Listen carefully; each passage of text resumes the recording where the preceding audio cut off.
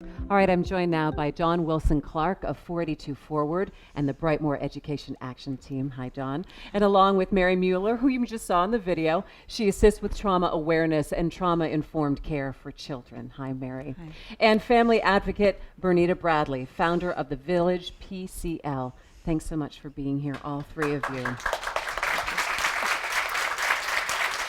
Mary, let me start with you since you kind of laid things out so well for us in that previous video. Give us a sense of where trauma is, the level of it in the city of Detroit, and how that compares maybe even to the rest of Michigan and the rest of the country. How big of a problem are we really looking at? We know from multiple studies that adverse childhood experiences really affects everybody.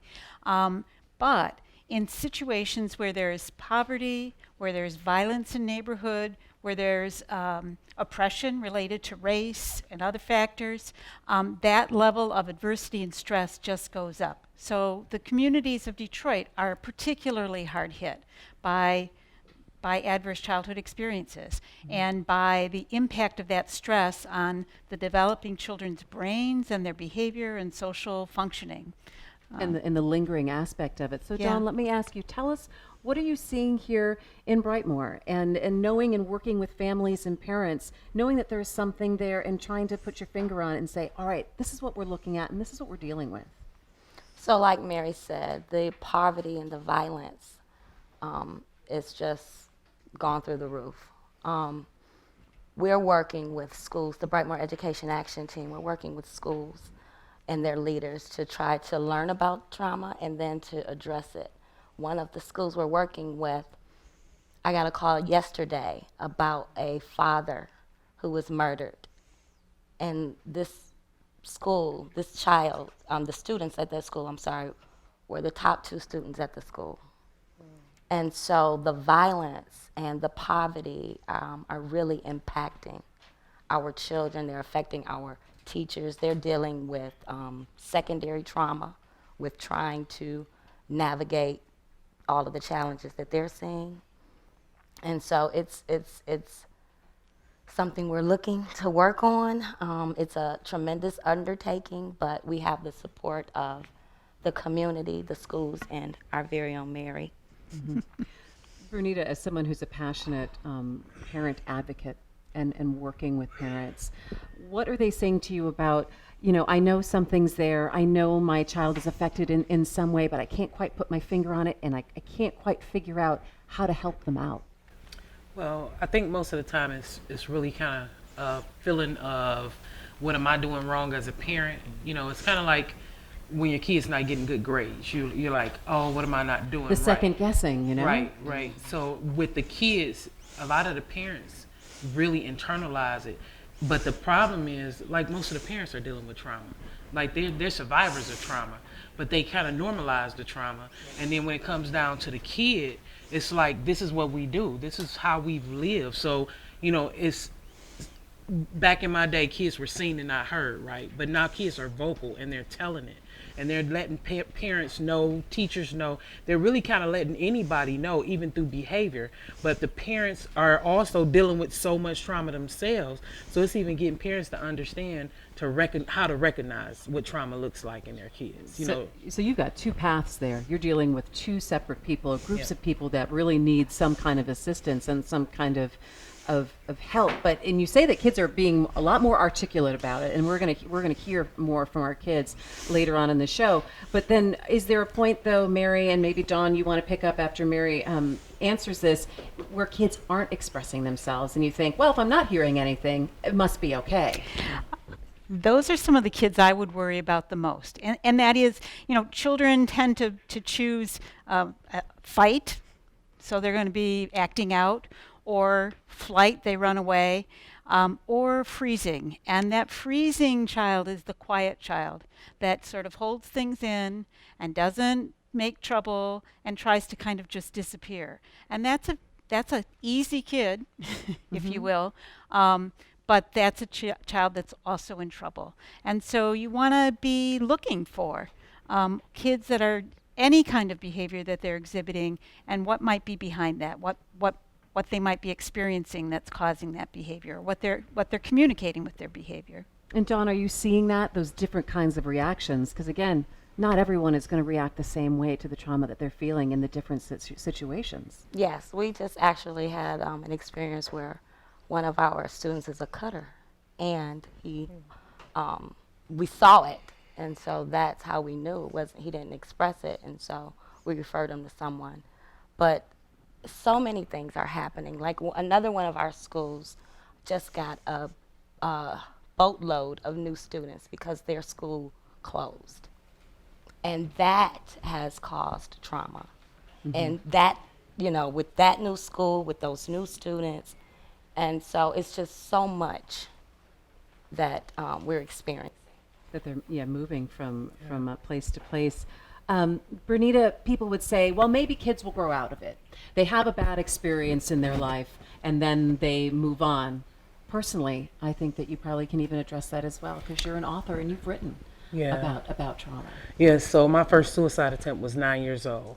And what I did, I hid. I just hid within myself. Like she said, I got quiet. I used to walk alleys. Alleys was my protection, literally an alley. And I had people in the community, though, who saw that. And so the difference is, like, people weren't afraid to address me. But I still hid within myself. I protected all my secrets. And bullying started off in second grade. And it turned into hitting and things like that. And my mother saw things, but she didn't know how to address it, so she got us counseling.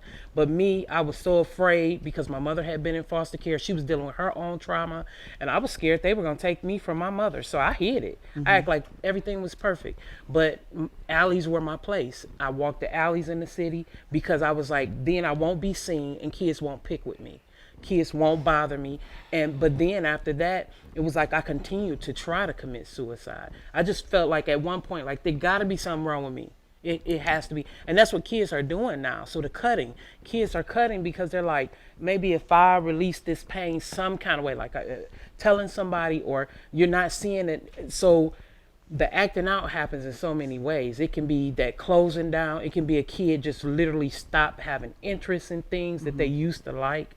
And we really have to see those things, and somebody has to address it. I had old ladies in the community who addressed my mother. I had teachers who did it. Right. And so it's that looking and that watching and being aware. Yeah. Let's go ahead and take a look at what some of the kids here in Brightmoor had to say about some of their big concerns about bullying and about suicide. Take a look. What are some of the things that you dislike about being in Brightmoor? Sometimes I don't feel safe walking to my bus stop in the morning because it's dark and it's an abandoned school by my bus stop. Like, people can be staring out of the darkness looking at kids. Then they can just come out, snatch kids up. Because sometimes me and my little sister, we be walking home by ourselves and not much people be outside.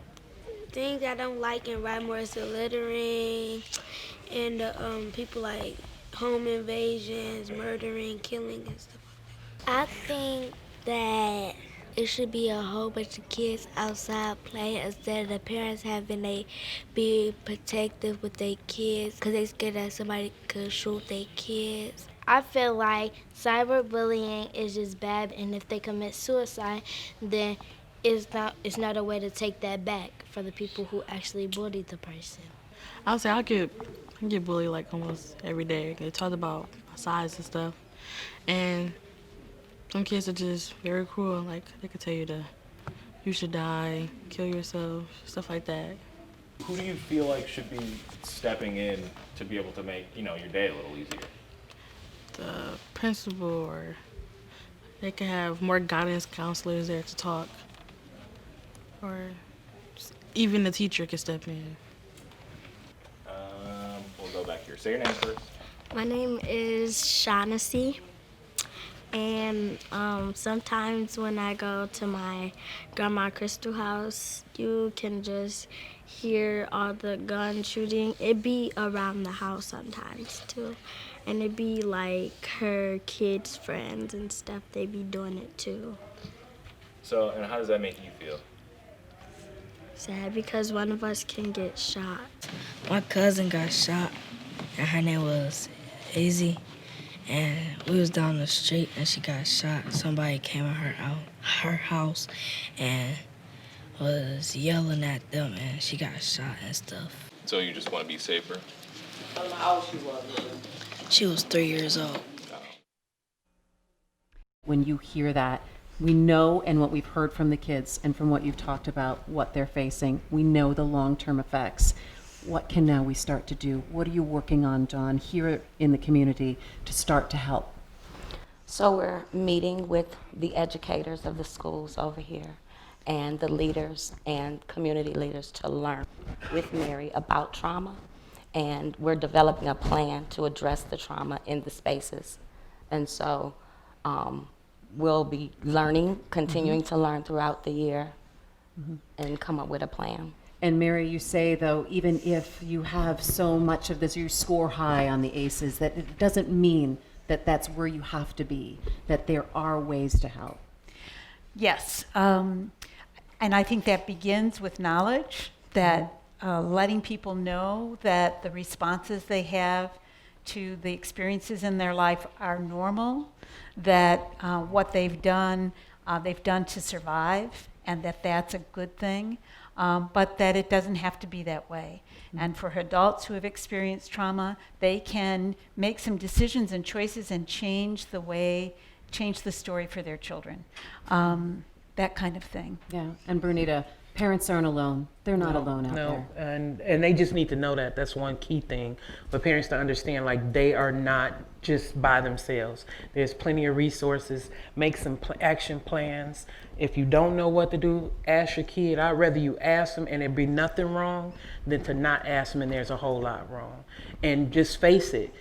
Be okay with it. Go get help and move on with life. Like she said, it's not, there's nothing abnormal about it. When things happen, life hurts. And when life happens, people react. Just like if you stub your toe, you're gonna say, ouch. So kids react, adults react. But we have to deal with it and address it before it's too late, before a kid do anything. Well, thanks to all of you and all the work that you're doing. And of course, especially thanks to the kids for sharing with us and giving us an idea of what's on their minds.